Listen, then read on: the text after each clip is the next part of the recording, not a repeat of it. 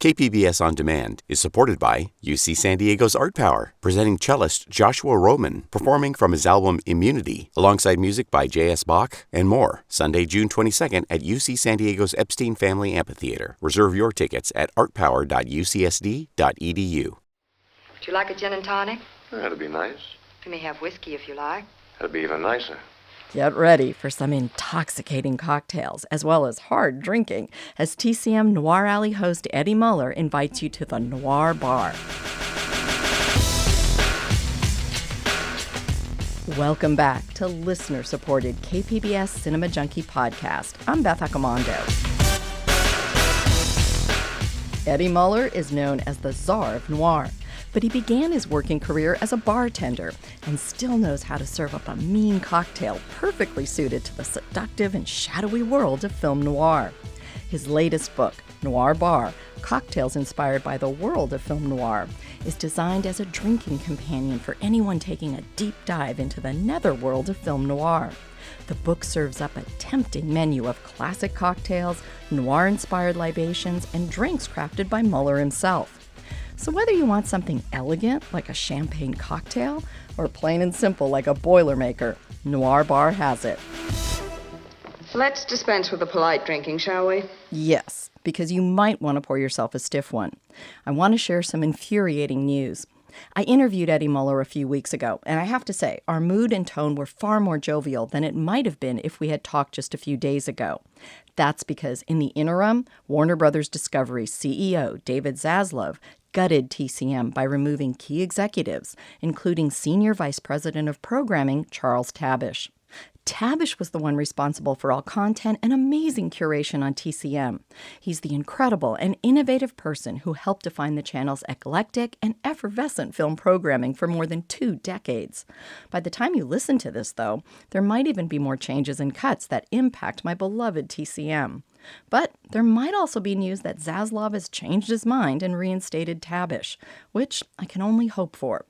But the future of TCM just feels uncertain right now.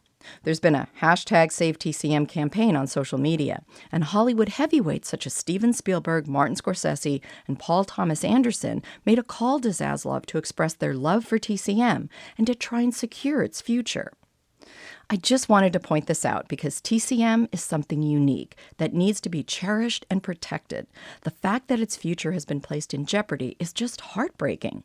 I will include information in the show info on the Cinema Junkie website for ways that you can voice your support for TCM. But to counter that upsetting news, I do have a gorgeous 150-proof book to highlight and a tasty interview with Eddie Muller to share. I need to take a quick break, so seize the moment to pour yourself a drink as you wait for the Noir Bar to open. I'll take mine straight. Well, if you can take it, I can. KPBS On Demand is supported by Splatero, helping homeowners pay off debt by offering streamlined access to your home's equity with no additional monthly payments or new debt. Splatero provides a lump sum payment in exchange for a share of your home's future value. Pre-qualification is available at splatero.com. I thought detectives were heavy drinkers. No, well, some of them are. Some of them just encourage other people to drink.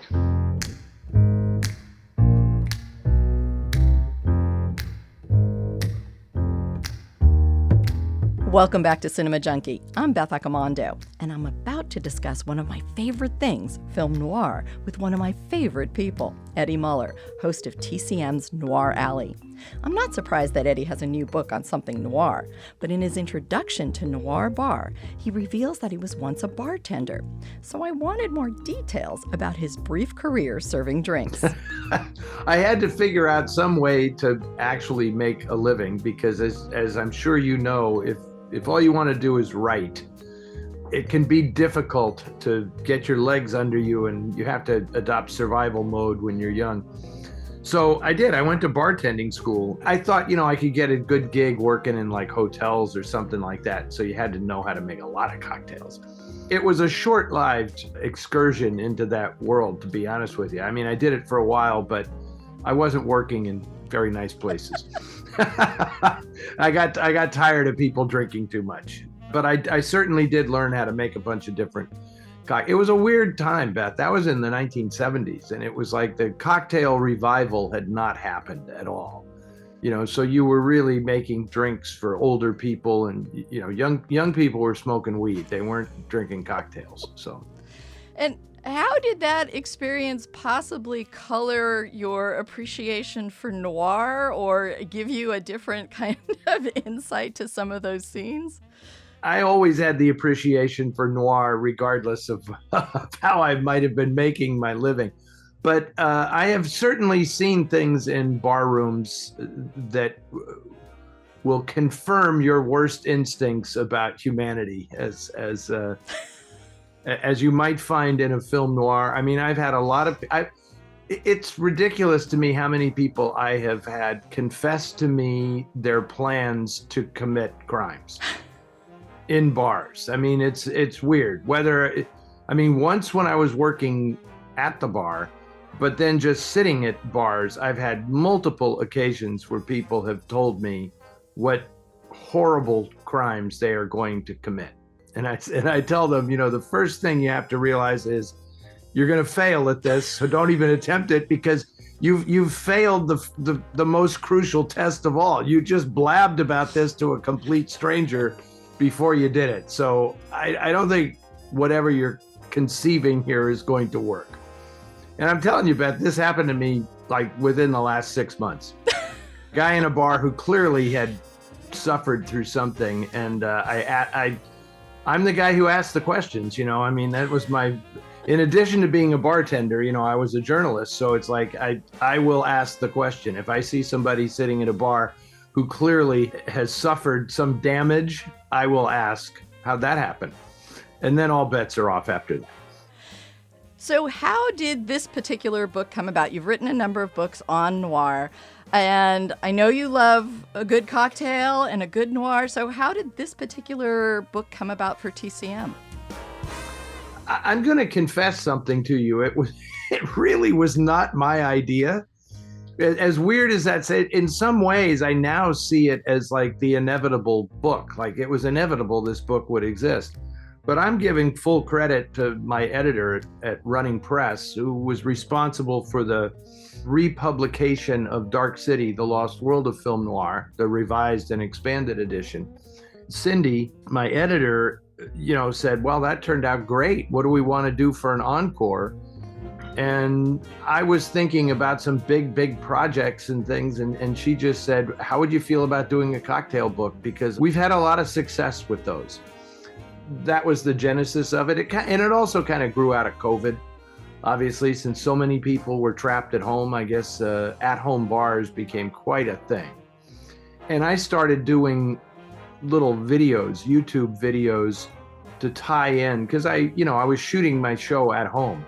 Rather than take all the equipment down after shooting episodes for Noir Alley, I made some cocktail videos. So when Cindy said, can you put together a proposal for this book? I said, here, I'll just give you a link to the cocktail videos. And then everybody at the publisher looked at those videos and said, we should just do a book. Let's do that. And when you decided to write this, tell people kind of like what the approach was and what they can expect to find in this book. To me, it was exactly like programming a film festival. It's like you want to find the right balance, but in this case, I knew that it was like a movie paired with a cocktail. And I didn't want to get too precious about this. But I know that people who watch Noir Alley, it's become sort of destination TV. And so people they like to watch it when it's on. And there's a social media aspect for a lot of people where they check in. Hey, it's Saturday night. It's, out here on the West Coast, it's 9:00. It's like 9:00, checking in for, this week's episode. What are you drinking? And so I noticed that a lot of people were doing that. So I said, oh, okay, so this makes good sense. We'll just tie certain drinks in with the movies. And it could be any number of things that nudged my decision making. It could be that the cocktail was actually consumed in the movie, like the Pearl Diver and the Blue Gardenia is very important to the plot. Ever see a Polynesian pearl diver before?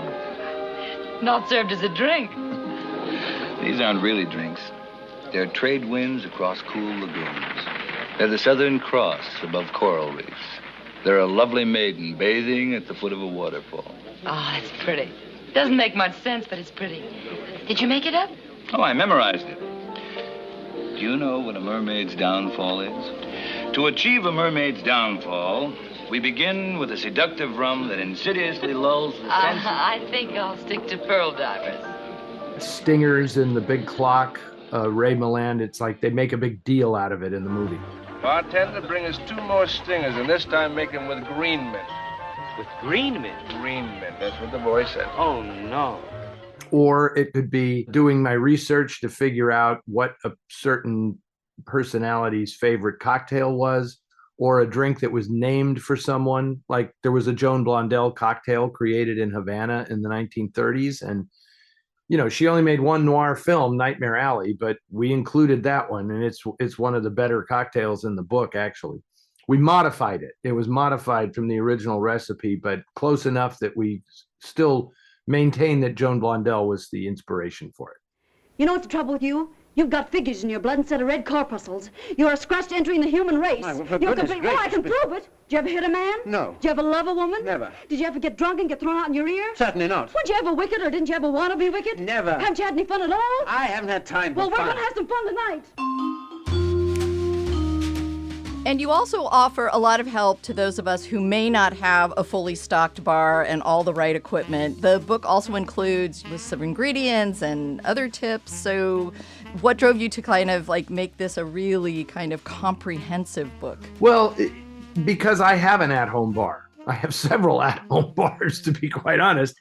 And so I knew what was involved in creating a bar where you can just say, well, what am I going to drink now? And you could have a wide variety of choice. And I didn't want it to be too precious. You know, there are some things about cocktail culture that I absolutely love, and I'm so glad it's made a comeback.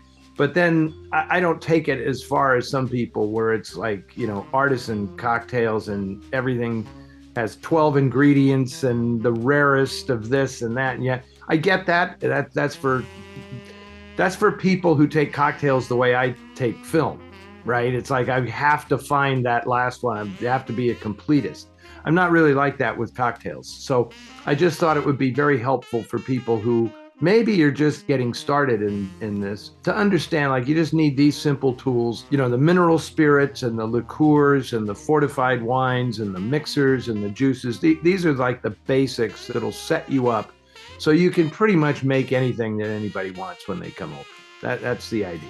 And also, I wanted it to be a little more informal because I want people to understand that they'll develop their own tastes. If they haven't been drinking for 20 years or something, you can very early on, you'll figure out what agrees with you and what doesn't. You know, some people can't drink tequila, some people don't like scotch, whatever. I encourage people to figure out what appeals to them and then learn how to use that to mix cocktails with other ingredients. I was really happy to see that I could probably make a lot of these without a whole lot of trouble.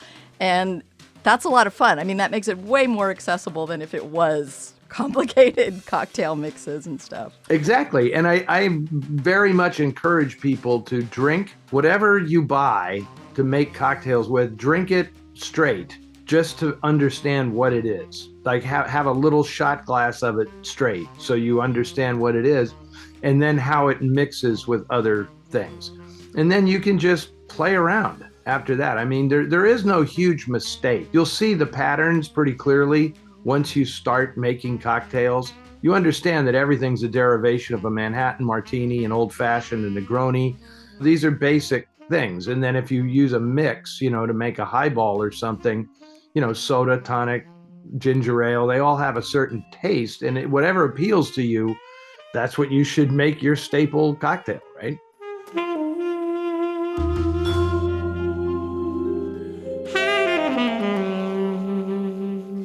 The book also looks absolutely gorgeous. I mean, I was expecting there to be good drinks and good selections of films, but there are beautiful color photos of posters and you pull out quotes from films.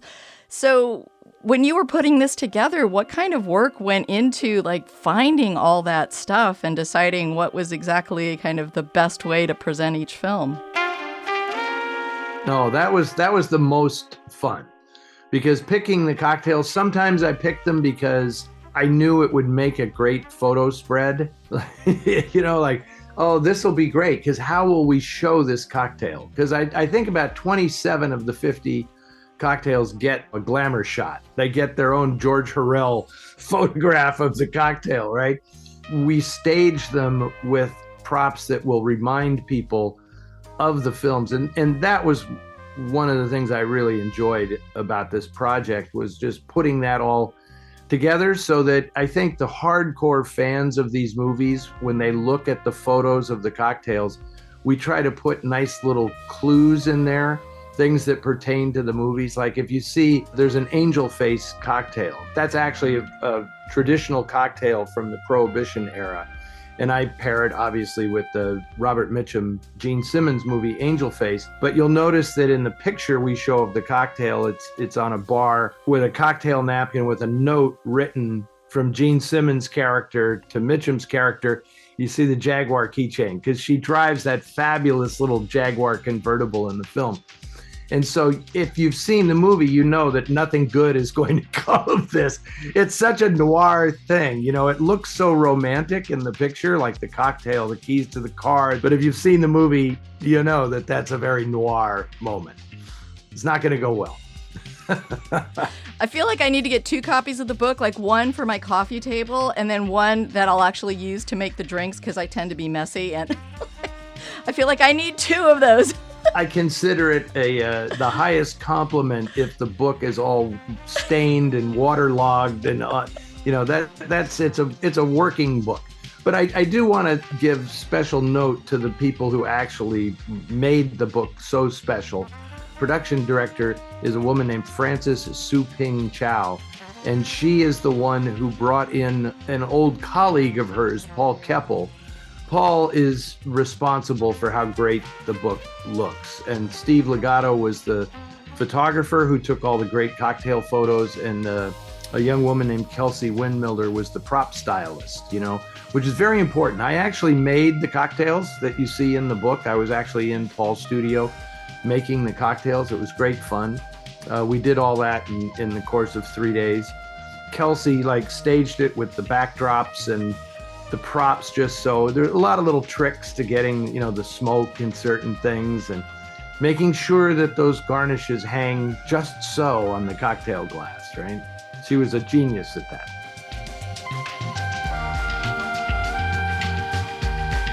Okay, folks, time to freshen up that drink as I take one final break before coming back to the Noir Bar for the rest of my interview with TCM Noir Alley host, Eddie Muller.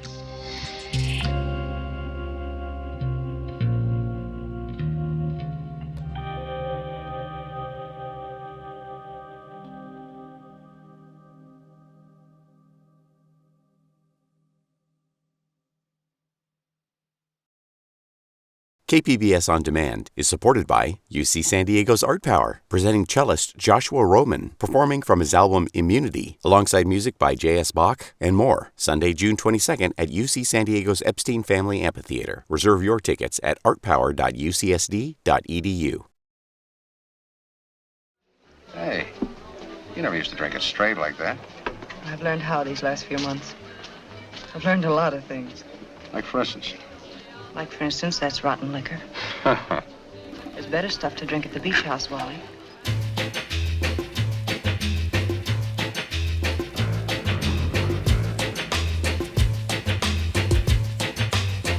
Welcome back to Noir Bar. Well, I mean Cinema Junkie. I'm Beth Accomando.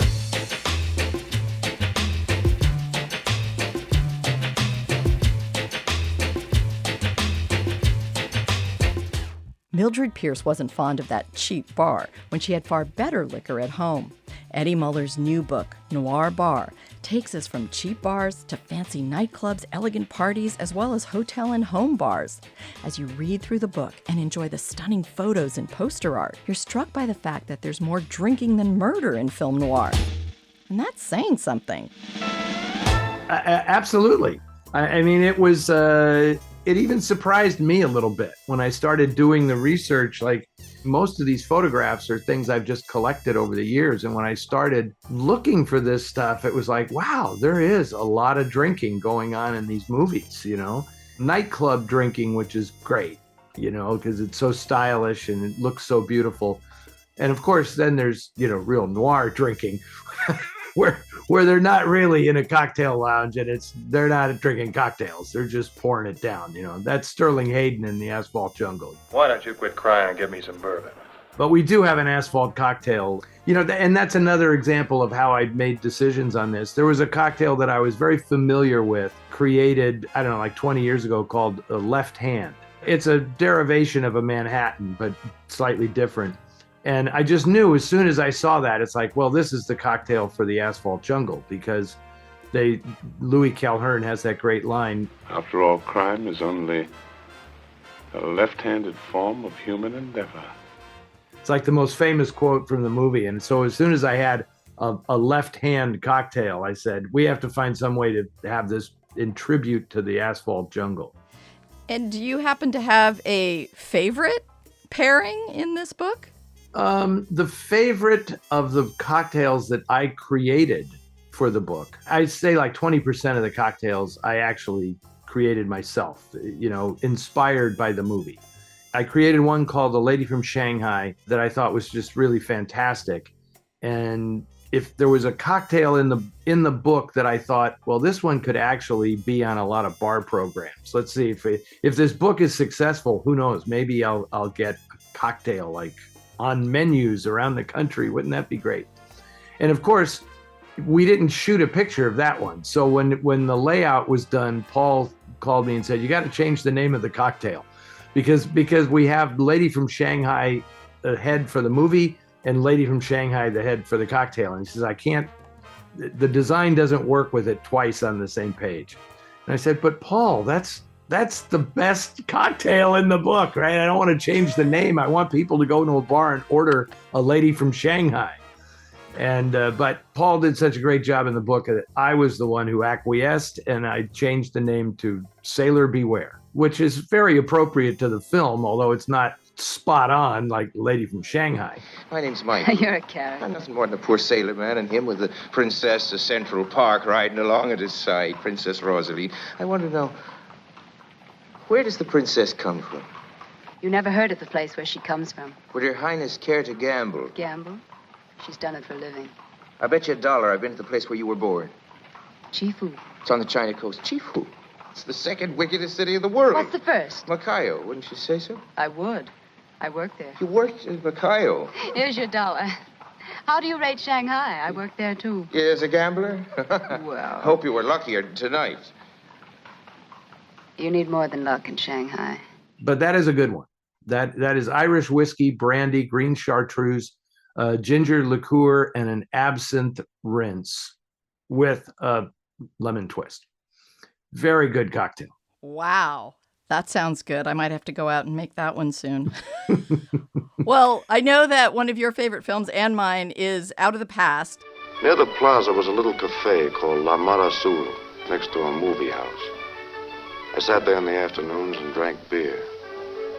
I used to sit there half asleep with the beer and the darkness.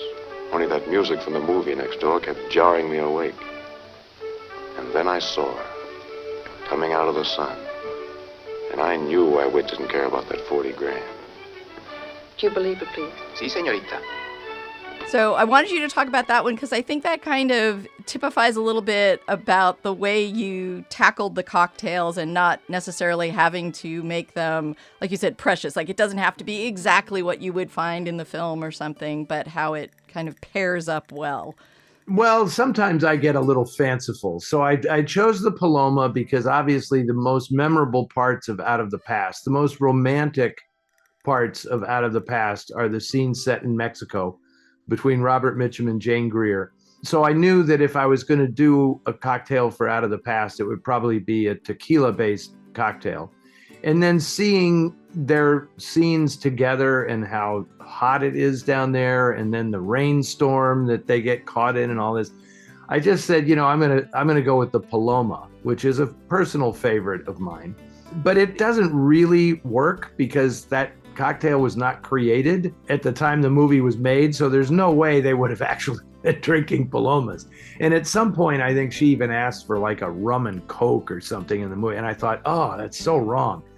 And so I just imagined a scene that we don't see where their guide... I am Jose Rodriguez, a guide, a most excellent guide. Indeed. You ask them. They can tell you that Jose Rodriguez knows Acapulco as no one else. Each little street... I don't want a guide. Very difficult girl. He's going to take them home, and his wife is going to make them like homemade tamales and palomas. And that's what they're drinking before their big scene when they come in from the storm and, they start drying each other's hair. And then we all know what happens after that. Even though the camera looks away, we know very well what happens in that room. And I think it's all fueled by a few palomas over at Jose Rodriguez's house. Well, there's always Jose Rodriguez. If it gets too lonely, there's a little cantina down the street called Pablo's. It's nice and quiet. Man there plays American music for $1. Sip bourbon and shut your eyes. It's like a little place on 56th Street. And I like you also add a little personal note of like Robert Mitchum probably would not have added the soda. The grapefruit soda. Correct. I mean, it is weird because that is a drink made with grapefruit soda. You will find that a lot of bars now, when they make a Paloma, they think that the soda is kind of tacky, so they actually use grapefruit juice and maybe a little club soda, because that's like the trend now, is like nobody likes a soda. But I still find that the soda, specifically Squirt, works best in that drink. I mean, it's fantastic. Because it's nothing. It's just tequila, lime juice, grapefruit soda, and a slice of grapefruit for the garnish. And it's a very, very simple drink. But I much prefer it to a margarita, which I find a little overly sweet and cloying a lot of times. So the Paloma is the solution. I made myself a Robert Mitchum version of that today because I just have the straight up tequila with a little lime. Brilliant. That's fantastic. Yes, you did have the Mitchum version. I did say that. He would never drink that. So this one's for Jane, because I think Jane would definitely have had a couple of Palomas.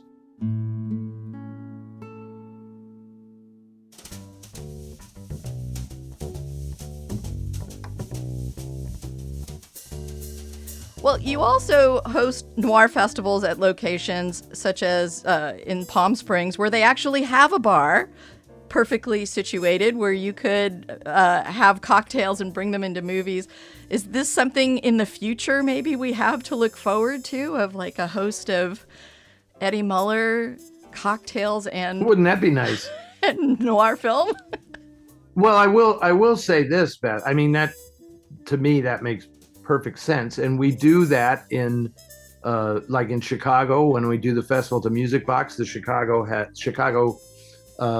that theater has a little lounge right next door that has a bar. And so we make, cocktails specific for the festival. So we'll be doing that this year. That'll be great. And I think that's also going to be the case in Detroit and in Washington, D.C. I think it'll also be the case. We're doing a festival in July in Philadelphia. And yeah, all these places now have bars adjacent to them, because I think this is the way the business is going. If you're going to run a movie theater, this kind of movie theater I'm talking about, right? And maybe any kind. You have to make it an immersive experience so that the audiences will leave the house to come to watch movies in a old palace or something. And to have a bar there is essential as far as I'm concerned. I think you should have a bookstore too. But, bookstore, bar, you should be able to do a little live music in the theater. This is the only way that these venues are going to survive. Well, it just seems such a key part of the noir world, either the drinking or the home bar or a bar room. It just seems like it's hard to think of films, any of those films without those elements. Correct. And it's funny, at least and of course, smoking was the same way in these films, but we know better now. And I do make a point in the book of, as much fun as I have with this, you do need to drink responsibly. And, I never have more than 2 drinks in a day. but I have 2 drinks every day. Well, you just need to queue up 1 drink for each film and enjoy them like that. Exactly. And I mean, I was very conscious of that, and I'm very glad that, the publisher left in some of my observations. When you're young, you think it's like super attractive. I can't wait till I'm old enough to smoke and drink and everything.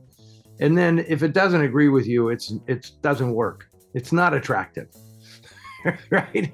So you just have to know what's right for you and behave accordingly. And do you have any favorite drinks that are like in a film? Any film that had a particular drink or cocktail or something that you included in this book that you enjoyed? Yeah. Well, I mean, it's funny you say that. You added a caveat at the end that you enjoyed, because it's funny. The Pearl Diver is a great cocktail, but it's very involved to make it. So it's like, I think a lot of people are getting the book and immediately making that drink first, because it is the most complicated one. And it's like, oh my gosh, look at this. And it's from the Blue Gardenia. I mean, Ann Baxter actually drinks Polynesian pearl divers in the movie. It's strong.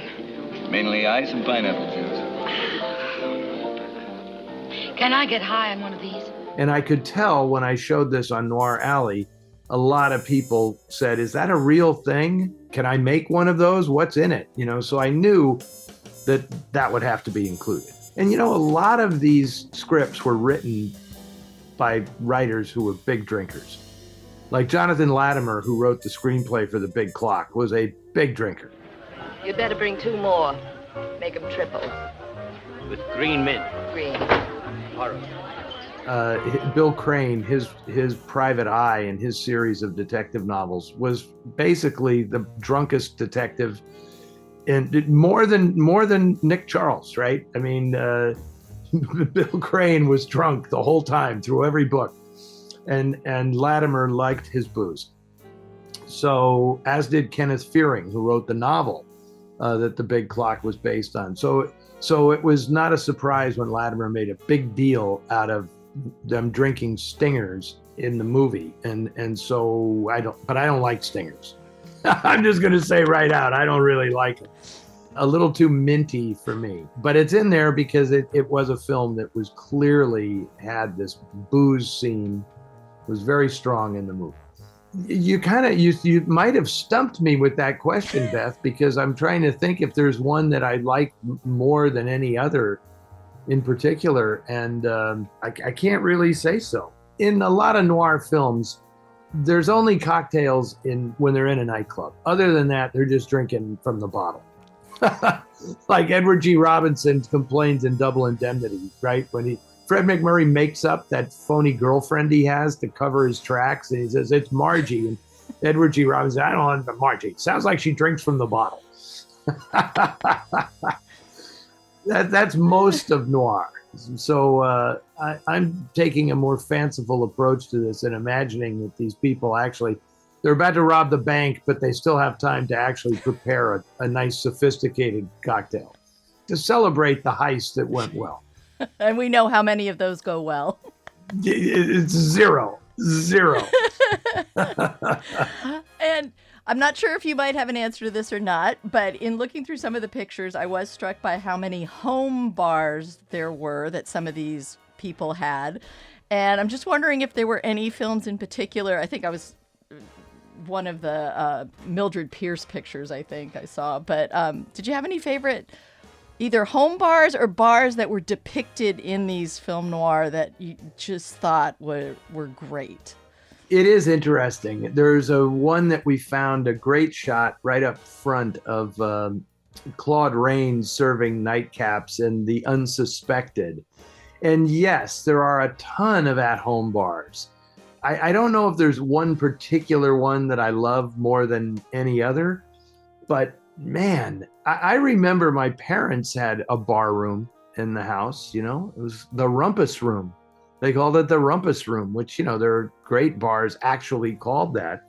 But that was just a standard thing, and I'm glad to see it coming back. It was a little setup usually in the living room. It was like part of the living room. And, you know, I have like 3 of them in my house. You can tell I'm evading your question because I can't really I can't really think of the one that stands out. I love the shot from Mildred Pierce that we have in there on the porch, you know, on the veranda overlooking the Pacific Ocean, where you know, Mildred is making something for that cad Monty Barragan. But isn't it great how many, to see all these people imbibing in these photographs? There's that shot from Mildred Pierce of Zachary Scott sitting at the table with Joan Crawford, and the way he's got the tuxedo and he's smoking and drinking with the same hand, and he's got the cigarette and he's just holding the little coupe glass, and it's like, that is so freaking elegant. Drink? No, thank you. You drink too much. I know, I do too much of everything. I'm spoiled. Too many sisters. They all seem to be my size, too. Yes, I like them your size. To brotherly love. Thank you, Mr. Barrigan. Too bad he's a rotter, that Monty, because he really knows how to, he has the look, you know, it's perfect. Well, I want to thank you very much for talking about the book and for creating this book. Like I said, it is gorgeous. I think people, if they take one look at it and see how wonderfully everything is presented, they can't possibly resist. Oh, I thank you very much. I accept that on behalf of the whole team that put this book together. They really did a sensational job. Thank you so much for the kind words, Beth. Well, and I do themed food, so I'm going to take this book and start pairing them up with the noir desserts that I've made. And I hope your listeners know what you're talking about, because you are like the queen of the cool desserts that go with the film screening. Yeah. When I came and presented something, what was it? This Gun for Hire, and you made like little 45 automatic cookies or something. Yeah. Yeah, they were gun cookies, and then we also had cookies that were shaped like body outlines of the corpses you would find. And we put out little markers, like evidence markers, along with them. Brilliant. It was brilliant. I did a whole series of just black and white desserts to go with noir, but now I'm newly inspired to do another film series and start cooking more food. I think it's a great idea. Invite me. I'd love to have you come down and present a film, and we'll have to pick a drink that we can make easily for like 50 people. That's easy. That's easy. We can do that. That would be fun. Well, till then, cheers. Okay. Bottoms up. And thank you so much for your time and for the book. Always a pleasure, Beth. Thank you. That was Eddie Muller, host of TCM's Noir Alley and author of the new book, Noir Bar, Cocktails Inspired by the World of Film Noir. The book is available at runningpress.com. And then check out my Film Noir companion Desserts to Die For in my Geeky Gourmet videos on the KPBS YouTube channel. That wraps up another edition of KPBS listener-supported Cinema Junkie. If you enjoy the podcast, then please share it with a friend, because your recommendation is the best way to build an addicted audience. You can also help by leaving a review. Till our next Film Fix, I'm Beth Accomando, your resident Cinema Junkie.